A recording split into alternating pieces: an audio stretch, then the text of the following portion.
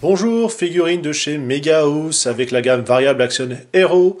On retrouve Nami, héroïne de One Piece. On a le petit logo de la Toei en bas à droite de la boîte. On voit ainsi le personnage, qu'elle aura des visages supplémentaires. À l'arrière, on retrouve différentes poses avec également son bâton et quelques petits effets en plus. Alors ce n'est pas la première variable action que je présente de chez Mega House. J'ai déjà fait Raxéphone qui apparaît hop ici. Donc pour ceux qui s'intéressent pour les mechas, je vous laisse regarder. Les fameux trois visages dont je vous parlais sont un énervé, un avec les regards de côté et l'autre en clin d'œil. Dans les paires de mains, vous avez un petit peu de tout, hein. Ouvert, fermé, voilà, toutes les variables habituelles. On a justement son bâton avec l'attaque, que ce soit éclair ou les nuages, et bien sûr la figurine en tant que telle. Nous les voyons mieux juste ici. Et on arrive au visage.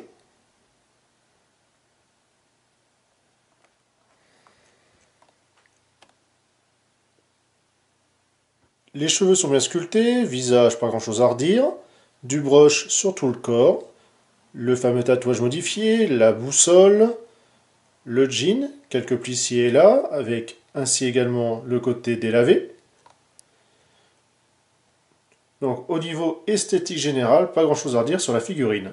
Ce qui va fâcher par contre, ce sont les articulations. Alors c'est le ball joint, mais vous voyez, c'est super lâche.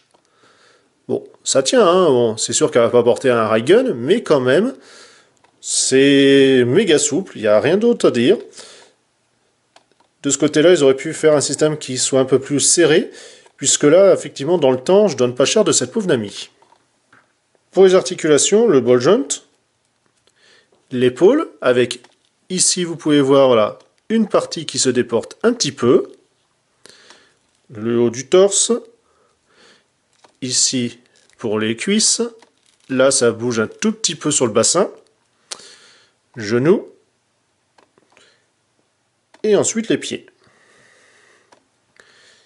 Bien sûr pour le bras, le coude habituel, et le ball joint pour finir sur le poignet. En cherchant dans les détails, on peut s'apercevoir qu'ici, voilà, on a une ouverture qui se voit un tout petit peu, voilà, sous la chevelure, c'est un peu dommage. Et également sous les formes de la demoiselle, on a de belles ouvertures. Donc forcément, en faisant ainsi, c'est un peu difficile que ça soit tout le temps collé au torse, mais quand même. Le jean méga taille basse. Donc là encore quelques jours, malheureusement. Les articulations niveau genou, bon, on voit que la courbure de côté, c'est pas terrible. De face, ça passe nettement mieux. La fumée, ouais, ça passe. Ça va encore, effectivement un petit peu translucide. Donc vous avez deux variantes. Hein. Ensuite nous avons les éclairs, donc ils vont venir autour du bâton. Ou alors la boule pour faire l'attaque. La conception aurait pu être mieux, puisque la figurine dans son ensemble, en tout cas sur son aspect, est vraiment très jolie. C'est un petit peu dommage que ces côtés-là voilà, baissent un petit peu la représentation, la qualité, si on peut dire qu'on peut avoir de la figurine. Si vous êtes fan de Nami ou des One Piece, bah allez-y, sinon vous pouvez passer à côté, ce n'est pas bien grave. Allez sur ce, à la prochaine!